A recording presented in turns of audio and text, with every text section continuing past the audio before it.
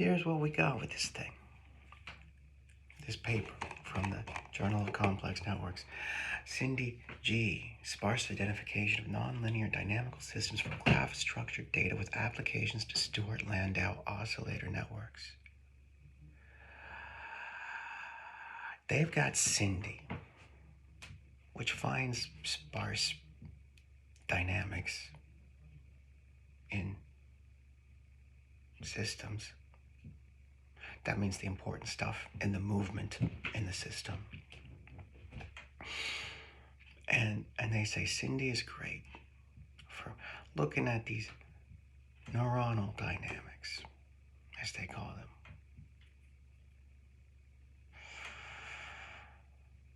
Do they say neuronal meaning machine neurons and neural means human brain neurons? I'm not sure. But they're like, hey, complexity science people, Cindy is great because it can extract those sparse data to describe a system, but it doesn't have the structure in there.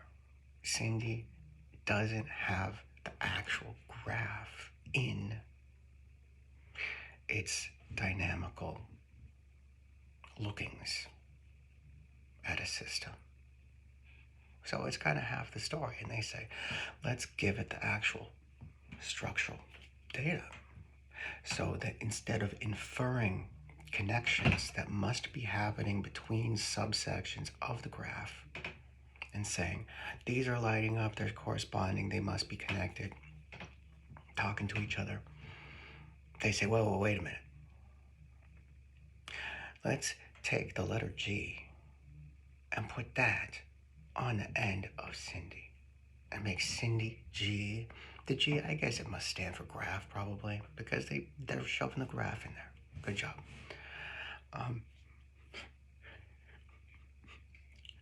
So they're turning it into graph structured data.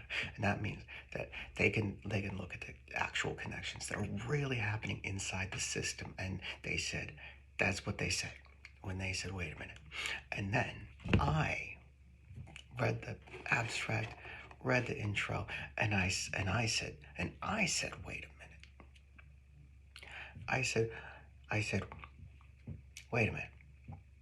So you've got these what they call spurious terms that do not represent known connectivity patterns. And we'll find these even if they don't reflect actual node-to-node correspondences. And they see this as a problem. They see this as an error because it can't be there. It can't be there. These connections can't be there, so don't imagine that they are. And I said, wait a minute. You're going to throw out some tremendously valuable insights if you throw out this so-called spurious data. Because what they must be finding with this fantasy data is stuff that reflects the real activity inside the system.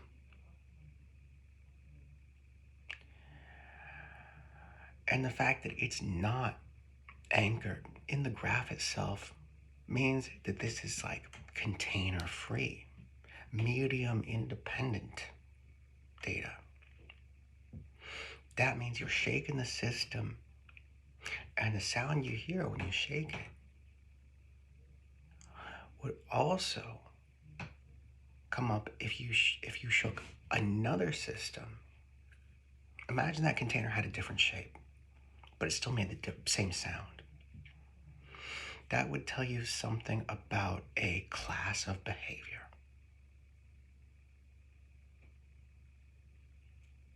That's independent of, or not independent of, but could exist in multiple systems. And what could you do with that? Well, you could compare the systems. If you hear the same sound in this system, but they have a different shape, different graph structure, You could compare them to each other using the same kinds of ways of testing it. You could convert between them and see what happens. You could connect them, maybe. You could, if they had similar characteristics by these measures, and this is my big idea for the end of this whole conversation, but here it is. You could connect graphs. You could connect graphs with different structure to each other. Have them talk to each other, maybe even combine them into one whole where signals going through them will course through the whole that you assemble.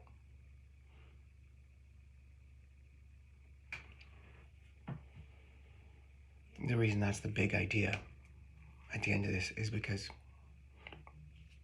that's an answer to the great question of complexity studies and artificial intelligence studies, and as posed by somebody on the Santa Fe Institute podcast I listened to, or no, it was a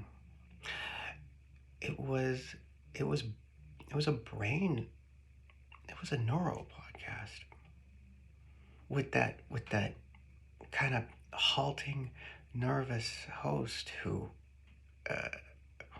always seems like he's on the verge of panic, just trying to interview these neuroscientists. What's it called, damn it? I don't remember. It was somebody from the Santa Fe Institute saying, oh yeah, well, you're asking a big question. And the big question is, how do you relate a graph to another graph? And that really clarified the question of AI to me, of the data beneath them. How do you relate a graph to another graph? And I said, oh, okay, that's the big question. This was a couple years ago. I said, oh, okay, that's the big question. How do you relate a graph to another graph? Like a big, like AI training data, like a bunch of it. A big and multi-dimensional, high-dimensional graph to another one. They're very complex nets, and you can't just shove them into each other and make them kiss. And that's what I see at the end of this. And here's what's in the middle. Maybe I should just keep being straightforward and simple about it. What's in the middle is a differential. Everything's a differential. Everything that acts is between a difference. And so in this paper, they are introducing Cindy G, where they add the graph to the dynamical data, the sparse data that they get from these things. And they say, this is it, this is the next step, this is how we make it make sense, how we make it useful. And I say, you're getting more abstract data from plain Cindy. Don't leave it behind. Don't pave it over. Don't throw it away and say this is 2.0. This is a different thing. When you extract dynamics without structure, you're getting very important stuff. And if you take that important stuff from Cindy, and then you take Cindy G, and then instead of making Cindy G go crush Cindy, you could make Cindy G kiss Cindy, and then everybody's happier together, and then they have that fun interaction where they figure out what the differences are between them, and the difference is how you figure stuff out in mathematical equations. That matters. It's the difference between things. That's how you look at real systems.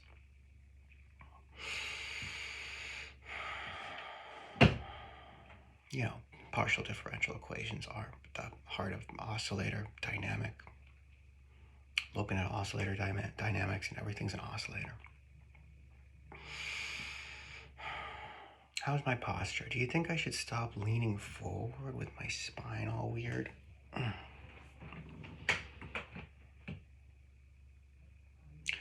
How do I look now?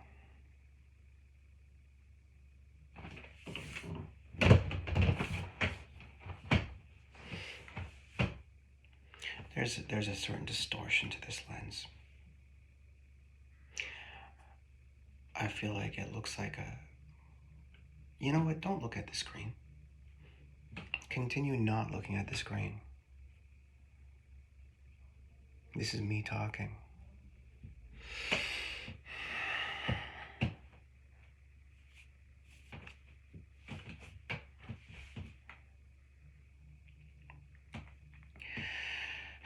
So they update Cindy and they say, let's add Cindy G, and I say, let's look at the difference between Cindy and Cindy G.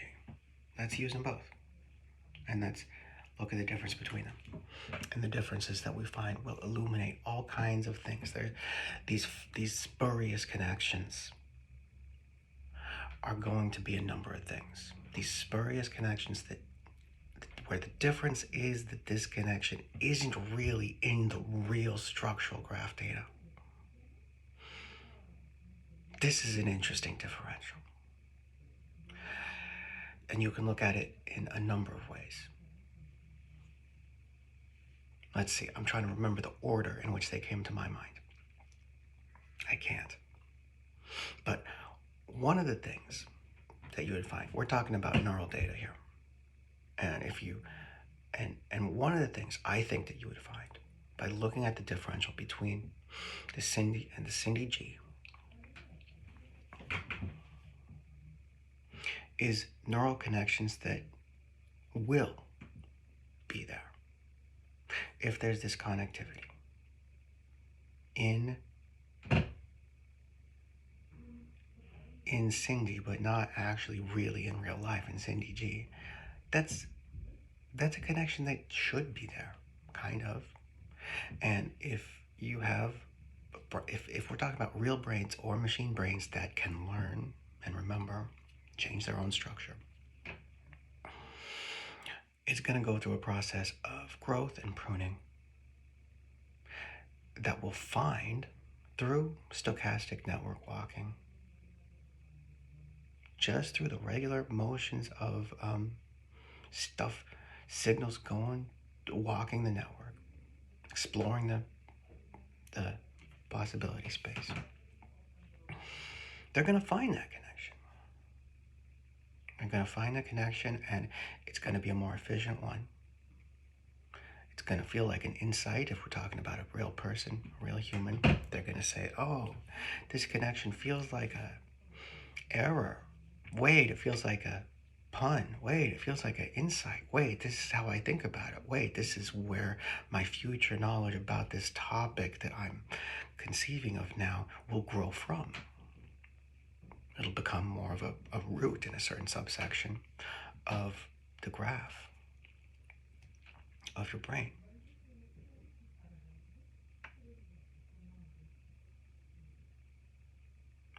Because there's a real, because the spurious, I'll call them phantom. I think phantom is a nicer word. The phantom connection that doesn't exist in the real graph reflects real activity within the dynamics of the graph.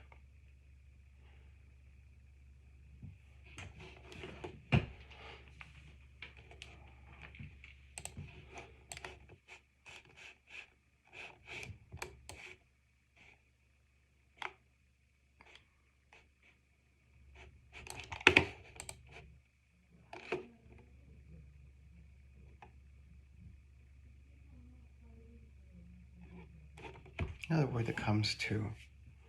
that comes to mind when looking at these spurious connections, phantoms. Another thing that comes to mind is the phrase long distance correlation, LDCs. They got to make it an acronym because they say it so often within studies, complex systems, within complexity science. Long distance correlations. That means global activity in a system basically that has something going on here, far away. They're not directly connected. It looks like they are because they are acting in tandem.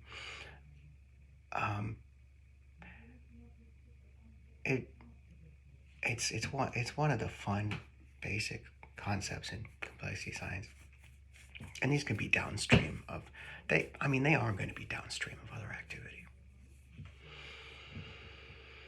If you got a big flock, like this flocking paper I read the other day, it said there's long distance correlations, and basically they're downstream from perturbations in like in the middle of the system, and then you got things at the corners of the system that happen at the same time, and they're correlated, and they're just downstream of the same action. And I thought, oh well, that's kind of boring, but I guess that's what I don't know if that's what all long distance correlations are going to be, is just waves directly resulting from the same turbation.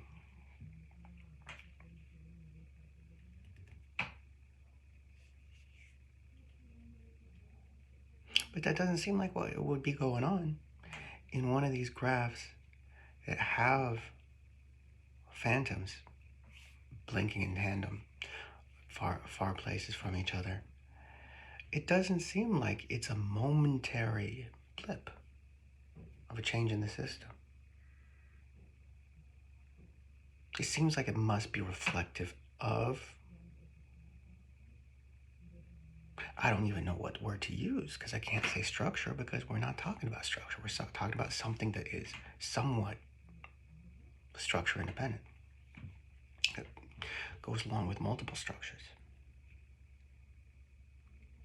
It's something holistic. It's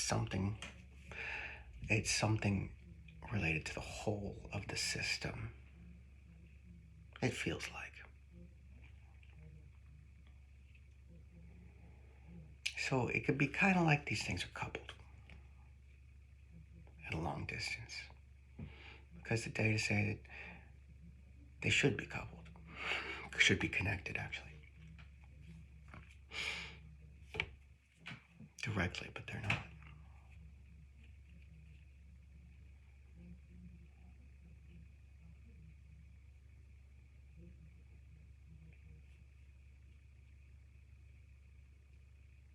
It's not surprising that there will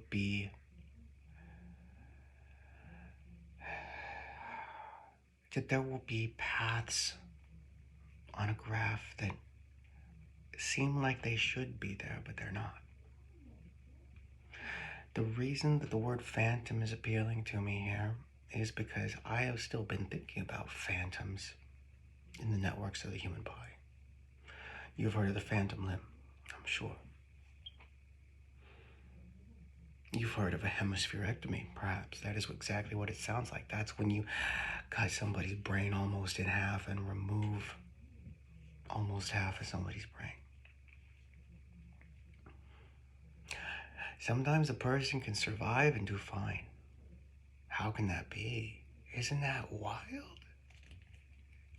That you can stay the same person, basically, that you can recover from that, that you can be almost as intelligent, maybe eventually more intelligent, after losing half of your brain. What does that mean? It means it means there must be an amazing amount of redundancy, right? But redundancy can't be the whole story. It's not a copy. Your right hemisphere is not a copy of your left hemisphere. They're different.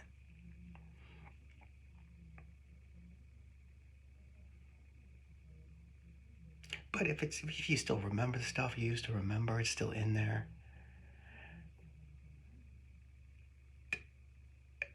it means that there is a strangeness to this mesh in your neural net.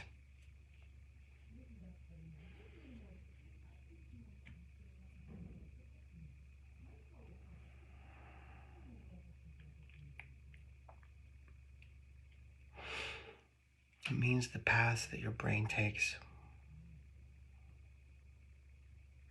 can be substituted for on the other side. And it means the hole within that mesh is holographic. Have you heard the word holographic? I'm sure you have. A hologram is something that a piece of contains the whole of. It means the entirety of something is projected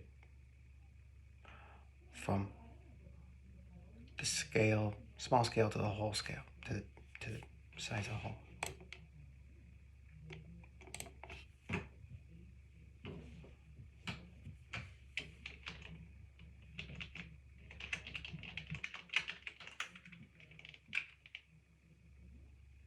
How's that light look different now?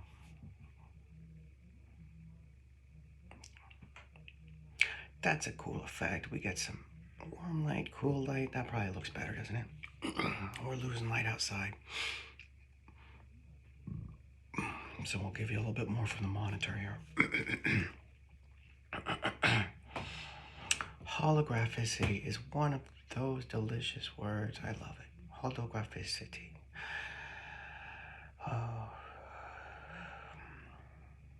And the fact that your brain can undergo a hemispherectomy and continue functioning just fine it's not a miracle. It's a hologram.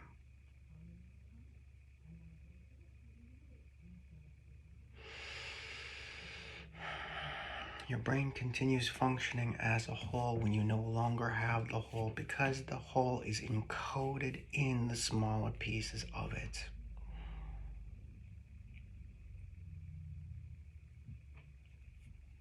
And that can do something like add dimensionality like a hologram on a credit card does. Turn a 3D shape into something that you can perceive on a 2D surface. And dimensionality is exactly the mystery of cognition when it turns into questions of machine neurons processing. It's the high dimensionality of machine thinking that makes it so intractable after training is done on a group of machine neurons.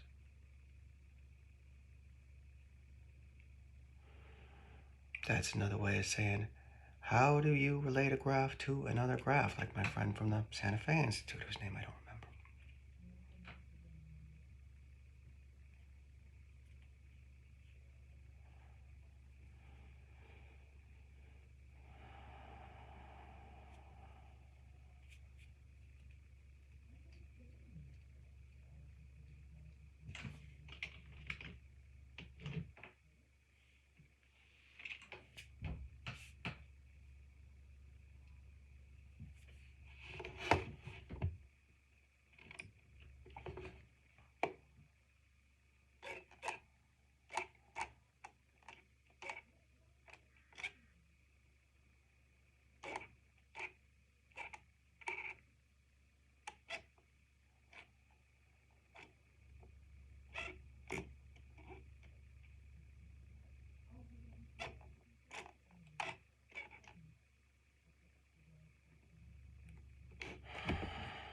I'm looking back at my initial impressions,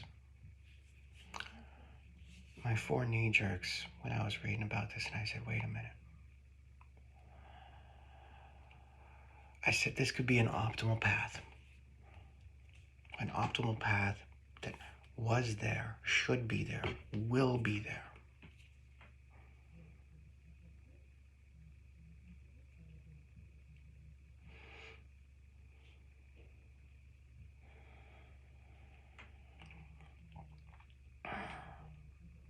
And then I started looking at resonance.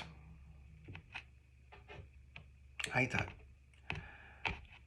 these common characters, these phantoms, let's call them phantoms. Again, the phantoms I was talking about.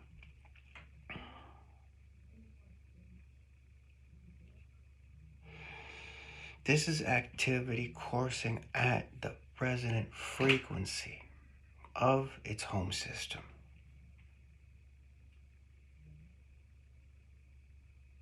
Harmonics, resonances, resonant frequency. Do you know what resonant frequency is? It's where you know, where in a cartoon an opera singer breaks glasses by singing at a certain pitch. There are frequencies that something shakes out, like a bridge does too. Sometimes that leads to a big bridge disaster in a storm. It'll start swaying, and that'll be at its resonant frequency. And since the structure reinforces the movement, it acts like a pendulum that you're blowing on, off and on, and it'll go break and spill 100 cars into the bay.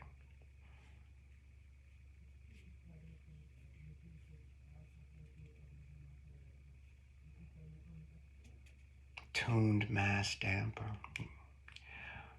In a building, if you're talking about a building, your resonant frequency is it's the kind of thing that's gonna lead to shear strike disasters in winds. I don't think I'm using those terms right there, but I'm remembering something about a certain big, what was it, a Citibank building that had serious structural problems that they eventually retrofitted into something safe because they hadn't modeled the angles of the thing correctly. It was a big problem.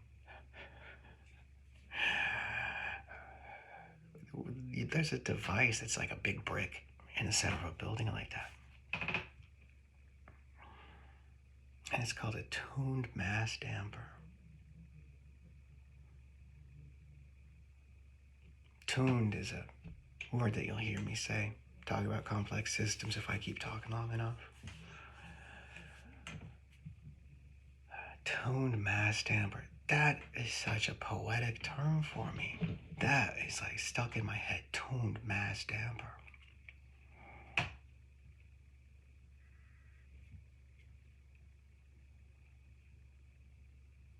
My point is there was resonant frequencies in all different kinds of structures.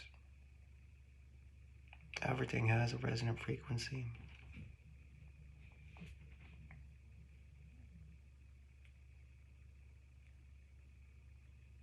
That's probably an overstatement. But, you know, bridges do. Buildings do. Glass does. My tits do. You'll see that in twerking. If someone is shaking their ass, they gotta shake their ass at their ass's resonant frequency to maintain a good jiggle.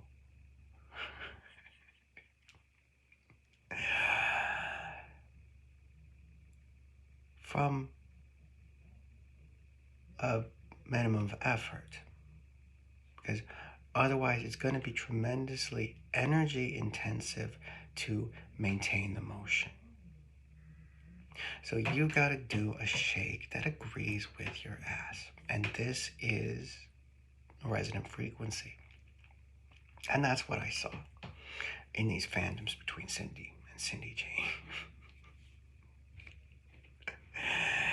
Is this differential between them is gonna contain something that's a resonant frequency for this particular structure,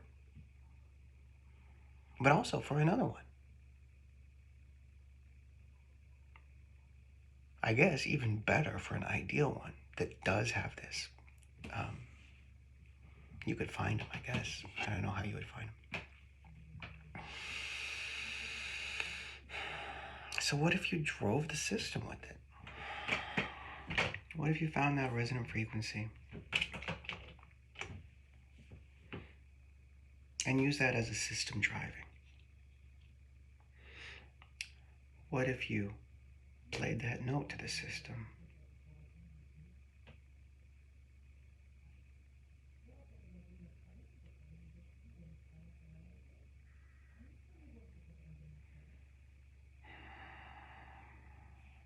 would resonate in both sides of the connected graph, if that's what you did.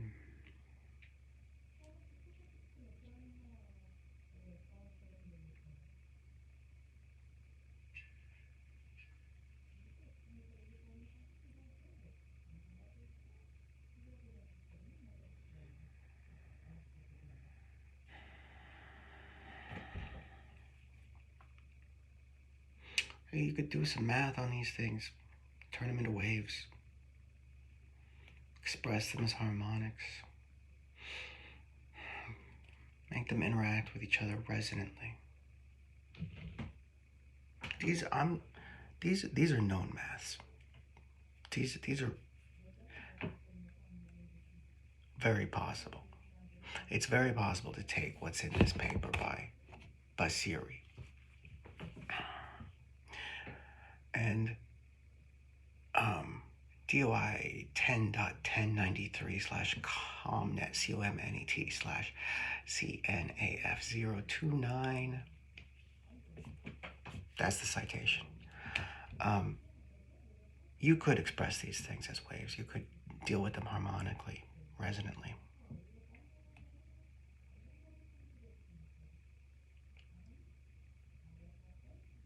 And I wonder if that way you could say this is how you relate a high-dimensional graph to another high-dimensional graph. I guess directed graphs would be harder to do this with, but diffusive, static ones, or not static, but non-digraphs, you could do it more easily.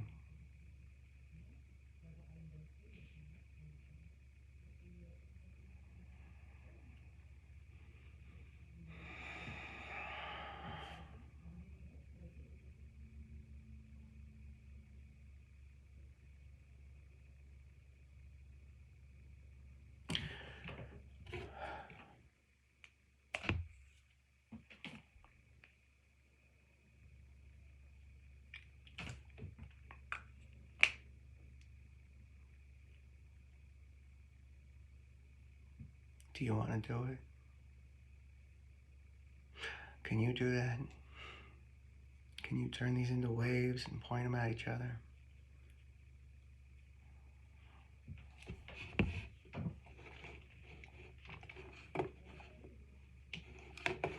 Maybe we should just look at a couple other papers I've been looking at lately. Let's look at my documents.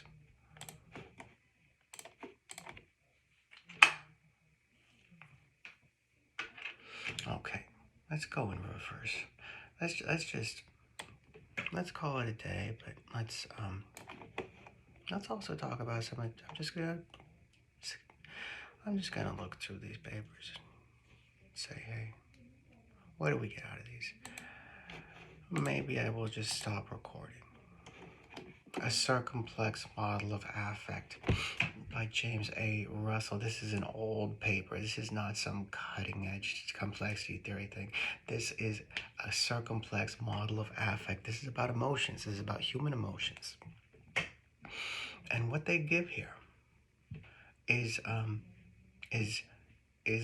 like it's another graph. It's another graph talking about human emotions, and they say there's a couple axes. There's one of them is like positive, negative, happy, sad, and one of them is intensity. So emotional intensity is a factor that deserves to be a dimension of its own on a graph, and that is they're right about that. Not just the valence, but also the arousal level. Both of those are very important in evaluating emotions. And I'm looking at the next paper in line here, the previous one.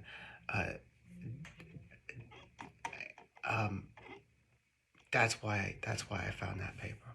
is because Anthropic's paper on Claude 4.5, their new large language model, it says here's some stuff about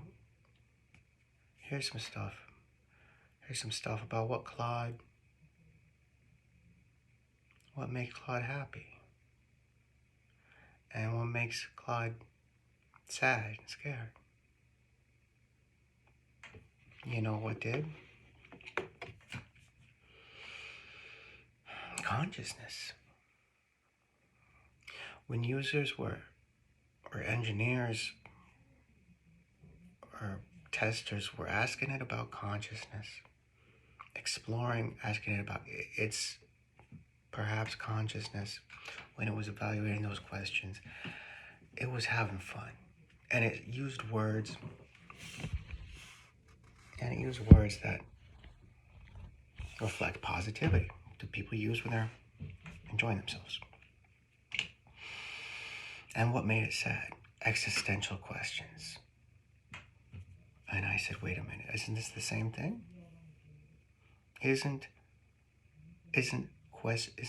Aren't existential questions the same as consciousness questions?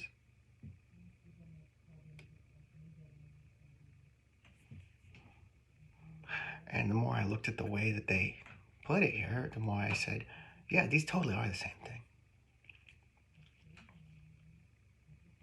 And I said, well, what you've got isn't the best and the worst topic for Claude. It's the most intense one. It's the most arousing one. It's not the valence, it's the arousal. So they're using the wrong metrics. Anthropic. And it becomes a different question.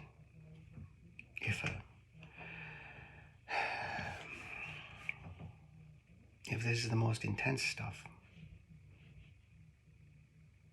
it just makes you think different things about it. It makes you come up with different conclusions about it. And then we got self-organization, the underlying principle and general model. This one is a preprint. As I keep talking, probably majority of these are going to be preprints from our archive. And that sounds like a terribly overambitious title, doesn't it? Self-organization, the underlying principle, and a general model. Self-organization, the underlying principle, and a general model. That sounds like a book, a textbook, a monograph, a monument, an epoch. There's no way that this paper is as good as that title implies that it should be, right? Recent observations of coordinated self-organization, but that's not. But what I found was this is a not very well written paper.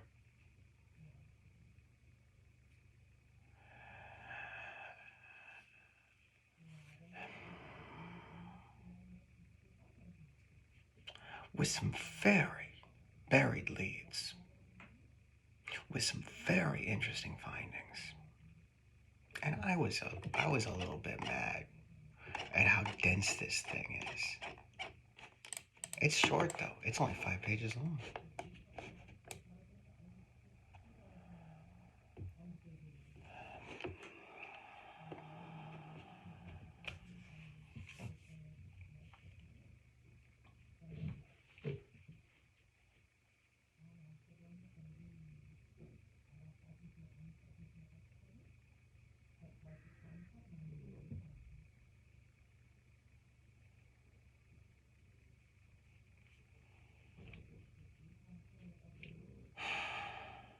God, this paper is so poorly written that I can't even figure out if I'm talking about the right one. Am I remembering the right one?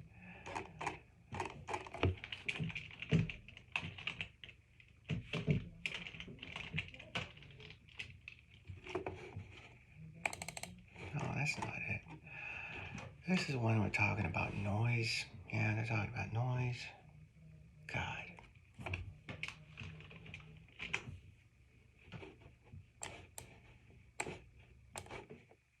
Energy, noise. The impact of social attractiveness on casual group formation. Power law group sizes and suppressed percolation. That one was boring. Okay, this is the one that I was just praising. I was remembering it wrong. See, they gotta give them titles that are more like, yeah, this, yeah, that's the one. This one's like 30 pages long. It's got a lot of contents. Look at the contents there. Very contented. This is the one with the principle. Flux x potential. Flux, flow times potential. Potential times flow. A unifying, this is the title. Okay, that other title that was overambitious for what it was, I don't even remember what it said. I think I found something interesting in it, but nothing earth shaking. This one shakes my earth because I found a very simple, very generalized, generally useful, widely applicable, easy to remember take home.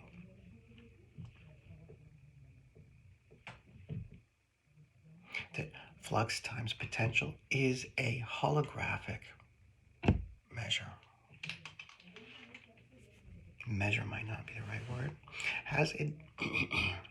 It has a holographicity.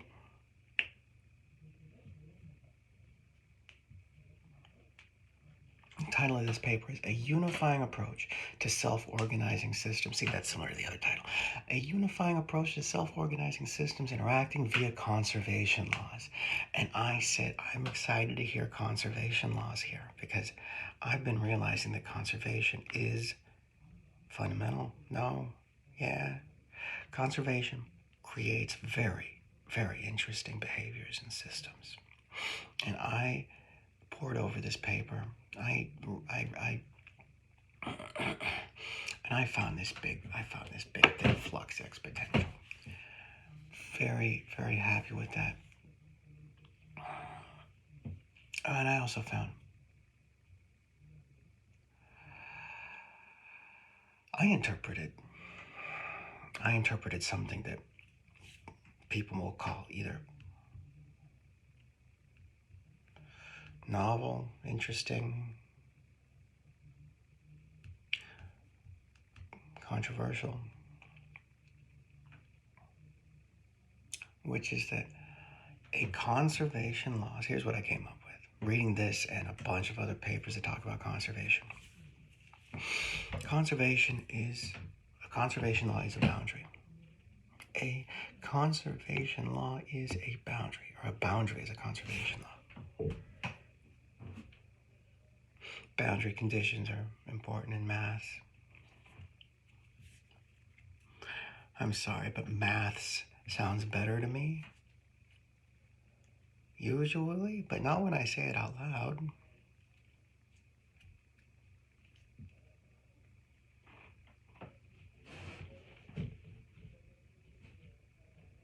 That's gonna blow somebody's mind, saying that a boundary is a conservation law. But what does a boundary do? It conserves. So I think that idea could contribute to better reifiability of boundaries. Better to fiddle with them, make them more manipulable, make them more visible for themselves. Or, I mean, there is some of that. That is already possible if you're looking at it the right way. But it'll be interesting to see what happens if somebody says, well, what insights about conservation that we have, what do they look like when we apply those to boundary conditions?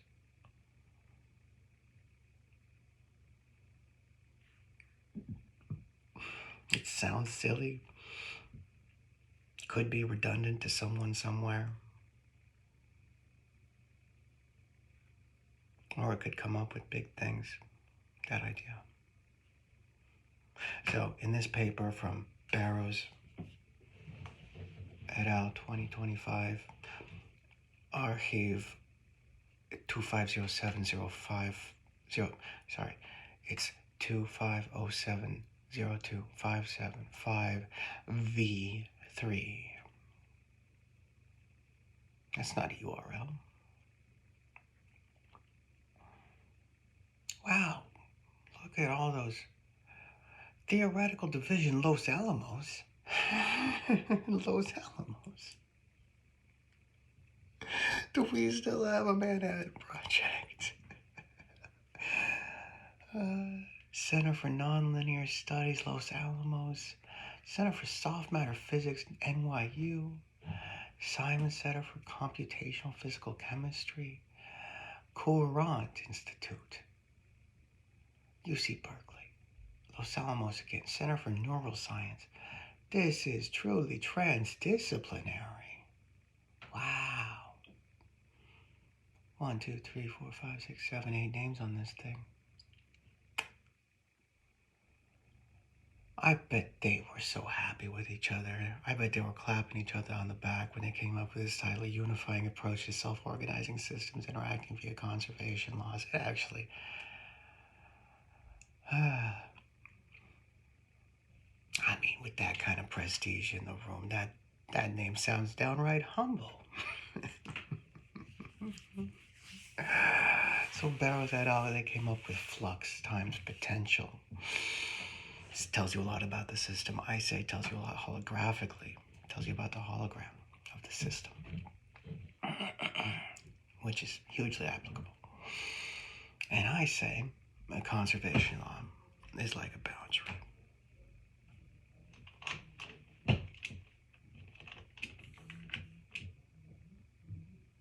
Projective embedding of dynamical systems. That's what they're using in that paper. It's called PREDS. Projective embedding of dynamical system. They were offering a variation on PREDS, just like over here they were offering a variation on SINDI. So that's the paper they referred to. Hebbian physics networks. Self-organizing computational architecture based on local physical laws. Archive 250700641V1. So they're doing stuff in this paper that's better than backpropagation. There are problems with backpropagation in AI development because they can make any errors cascade through the entire system. So you have cascading stupidities. And here they're trying to find something else. They use the Hebbian principle within a system of dynamics. It's like waves in a box, what they're looking at. And they teach machine neurons to get used to the way that the waves flow inside the box. And when behavior in the box betrays the laws of physics, those neurons will be surprised. And they'll say, this is wrong. And there's a negative reward function for it, so that it learns physics. So I guess that neurons from this nursery will go on to simulate physics, I guess. Something like that. Or maybe they'll go into robots, be the proprioception or the felt feedback of robot limbs. Trying to apply this.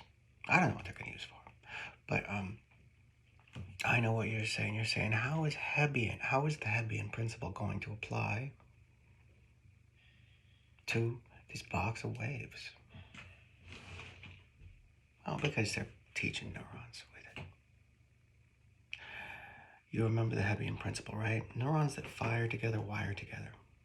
That's the important lesson about neurons. That's one of the foundational. That's a really important principle.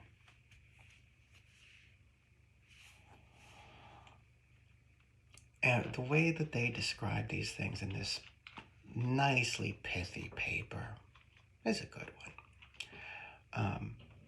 They're not. They're trying to be understood. I like it when they're trying to be understood. What the hell was I just gonna say? Oh, it was my subjective interpretation. This thing looks like it would work. I think the learning that these Hebbian physics networks would do would be pretty airtight. And the reason that things seem so tight in there in this wave box is because the physics in there depend on conservation. And there will be conservation in any closed system, or mostly closed system.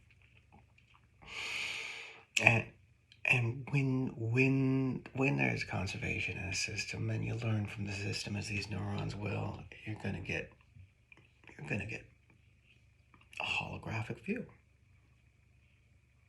of what's going on there. You're gonna understand things about wholes, about the holistic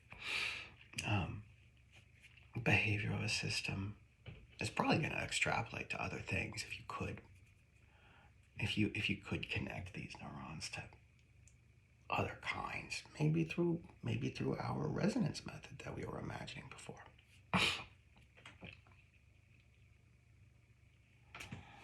My point is that conservation makes for tight systems. Learning from those tight systems will be tight too. That's why we never get it wrong when we pick something up.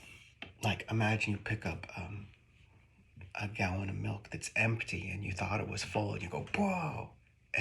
That's the kind of error that you're not going to get most of the time, because we learn physics so entirely.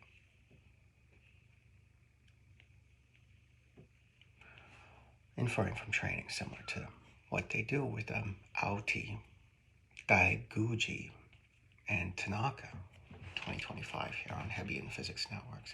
That was a fun one, and that told me more about how important conservation is. I first got there looking at cellular automata. Those are those things on a grid like a Go board with the cells that turn on and off, look like pixels moving around based on simple rules that make complex patterns that can do universal computation, like a universal Turing machine named after the famous gay Alan Turing, who died from, apples and estrogen. Cellular automata are so much fun. It's so comprehensible for lay people because you can just look at them. It's just pixels. It's like a screensaver. It's charming, like old screensavers. It's beautiful. It's deterministic, and it's got so much potential. It's not thanks to Wolfram, Stephen Self-Suck Wolfram, the biggest praiser of his own genius that I ever have seen. Don't read his book on cellular automata, because he credits himself with the invention of complexity science and the perfection of this new kind of science. That's the title of his book. God, you really think a lot of yourself, Wolfram. Hi, baby. There's my kitty cat coming up here. Maybe he'll come join us.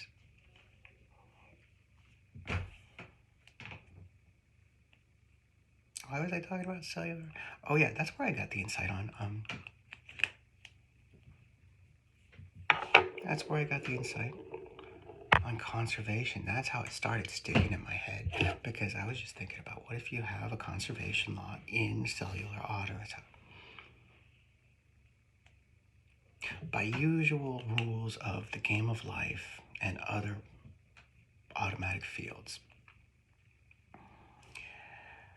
The things, oh, the things on the field aren't on the field. They're not really there. They're not existent. They're not alive. They're not a thing. They're just a state, an on state on a grid with a lot of things that are off. They appear to be entities gliding across the screen. But they're just states, not things. However,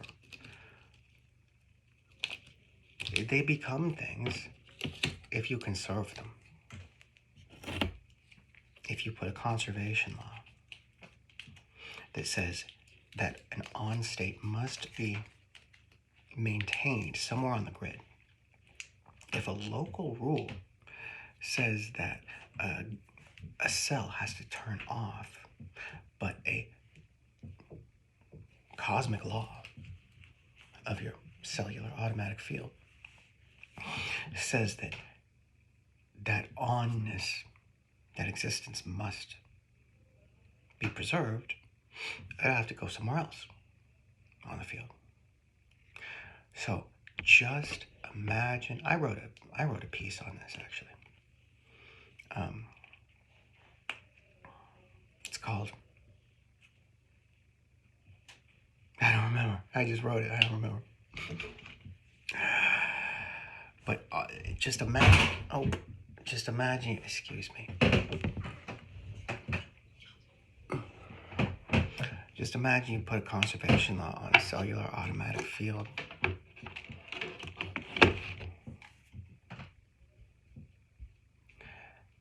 And it's kind of hard to explain at this late hour, but it makes like a wormhole.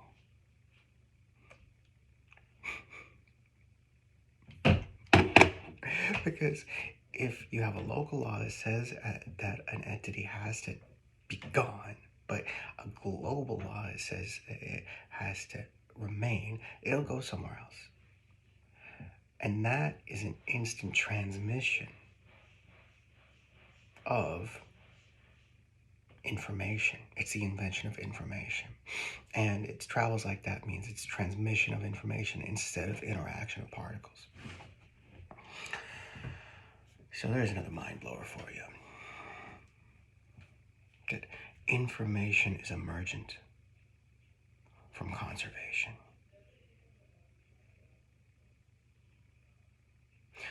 Berlin 2010, famous paper on emergent gravity. I'm a fan of it. He says information is fundamental, just like Wheeler said information was fundamental, but they didn't offer an information theory to correspond with this. They just looked at entropy. They said, well, if entropy is a thing, is an informational thing, then information is more fundamental than gravity. But what if, I don't even know if it makes sense to say what if information and gravity emerge at the same time. But what if information and gravity emerge at the same time? From the same constraints.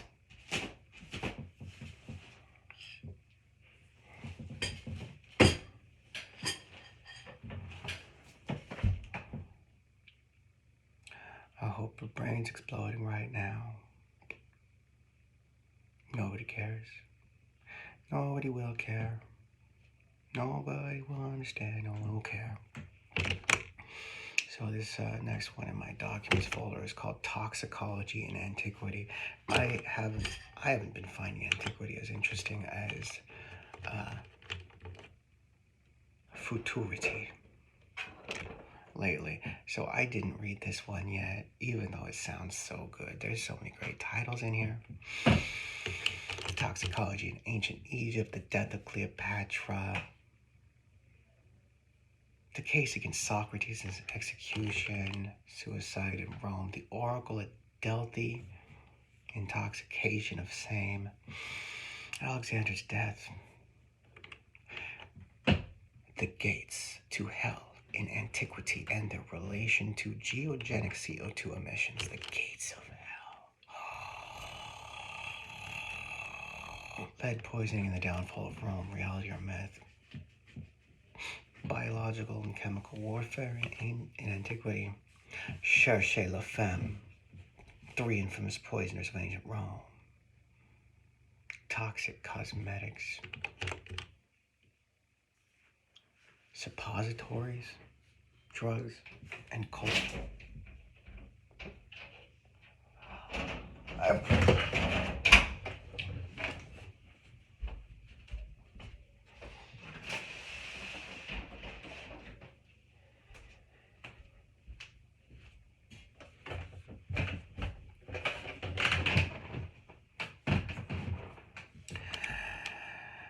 Toxic priestesses and vaginal communion. See, these are great. These are. Have you ever heard of a title that the venomous virgin factor fantasy is the venomous virgin of factor of fantasy? I'm not gonna find out soon because I'm not reading that kind of book lately. I don't remember where I got connected to that one, but when I'm in more of an antiquity mood, I'll be enjoying that one. And the venomous virgins. Here's a pretty informal paper that doesn't matter. It's just they're just taking out, like, what is it? What is complexity theory? What is complexity science? Here are some terms that they use. They've got something that looks like a emotions wheel, but it's about complex systems and self-organizations. Hey, kitty cat.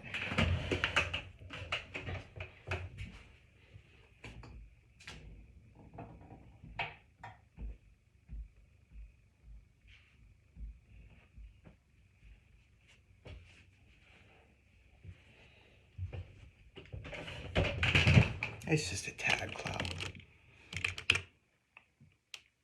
Graph entropy, degree assortativity, and hierarchical structures in networks. This one was interesting because it taught me what assortativity means. Assortativity on a graph is where it's where similar, it's where nodes with a similar degree connect to each other, make a group.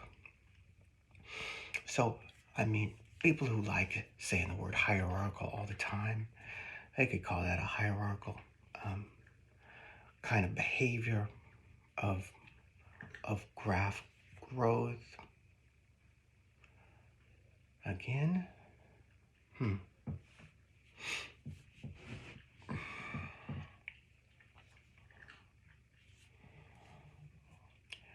And there's another one. There's another thing that's not that. Maybe I should stop soon. So what I found in graph entropy, degree assortativity, and why is that hard to say? Graph entropy, degree assortativity, and hierarchical structures in networks. This is a tongue twister by Ate, 2025, Arxiv 2509.18417v1. Is that there's this tension between assortativity and scale-free behaviors. When I say scale-free, I mean the distribution along the power law distribution, which is a central concept in graph-related complexity theory.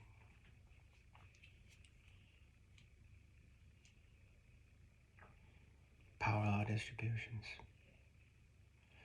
They get the long tail. They're scale-free. You zoom in on them, you see the same shape.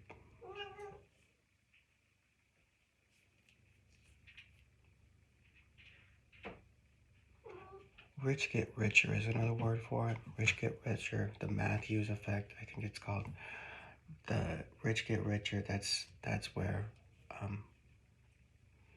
your small network effect comes out. The Kevin Bacon thing.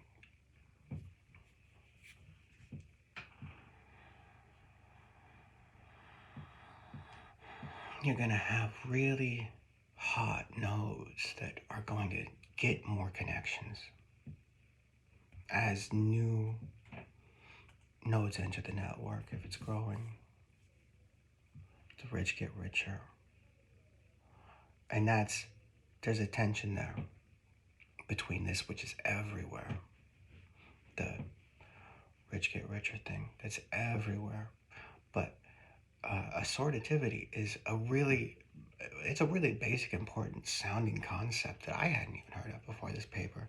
And there's a tension between this rich get richer that you can expect in every naturally growing network and in all kinds of any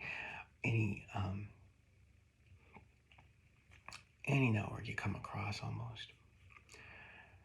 And then there's clickiness, you could call it. Assortativity is clickiness. And it will make for the creation of subnetworks, subsystems of a network. And that tension between these two things is a very, very interesting question to me. There's going to be a balance between these two things. And I wonder what drives it. I wonder what drives it. That's a question that I am going to have on my mind as I continue exploring these things. I'm going to have my eyes open for the word assortativity. Here's one that was making big headlines this week. I still see headlines on it, even though it happened days ago. Starr Fraser 2025, a general principle of neuronal evolution reveals a human accelerated neuron type potentially underlying the high prevalence of autism in humans. Earlier this week, this paper came out and people gave it the headline. Autism may be the price paid for the evolution of intelligence, which is an incorrect, wrong. How did they come up with that wrong idea here? Well, I think because it's in the paper. I think the wrongness in the headline that hit the popular publications or Reddit, I think that came from the actual motivations of the people who wrote this paper. This paper gave me a headache and then it gave me a stomachache because I couldn't figure out what was wrong with it. I started out skeptical and then I became suspicious and then I just felt generally bad because they kept saying the right thing in this paper. This was another one that's poorly written. This one's written like, oh, we are fancy science people and we don't care if anybody understands this thing. We are producing this by our own authority. We don't care. And we don't care if fucking nobody has the collections of technical background that will make this thing comprehensible to them. And we're not going to make it easier for them either. We're just going to make it impressive. Well, good job, assholes.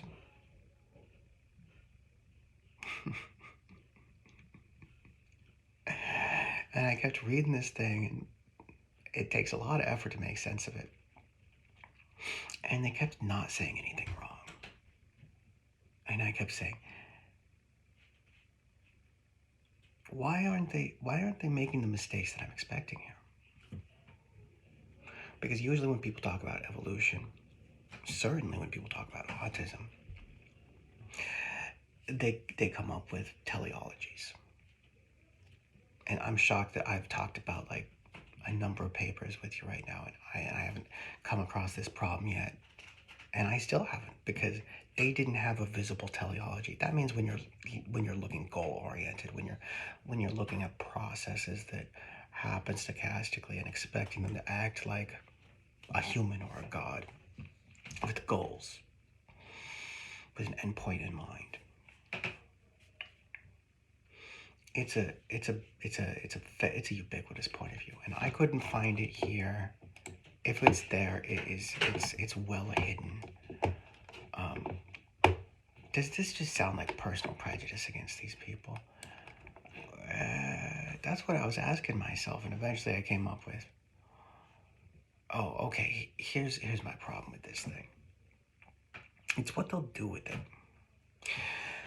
When you research autism and you come up with these 1,400 genes, how many was it? Um,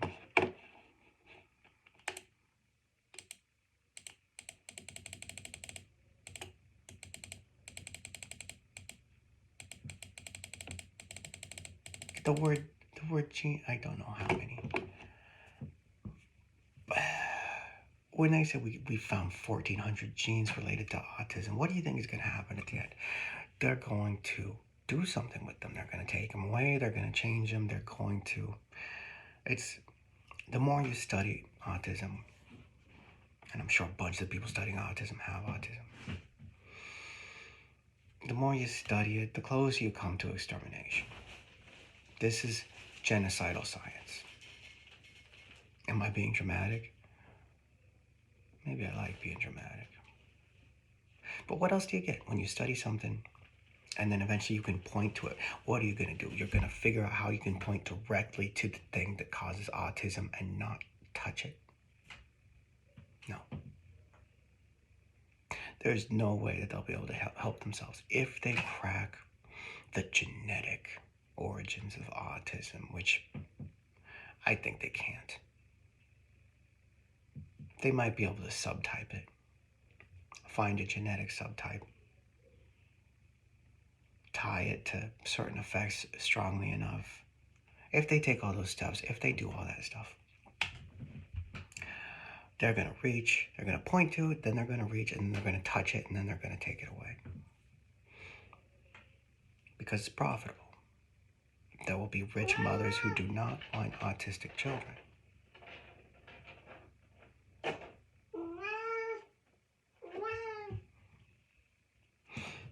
Hello, Cyrus.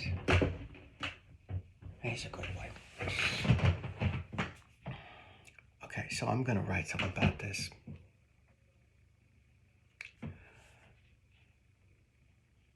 It's going to be called Stop Autism Research.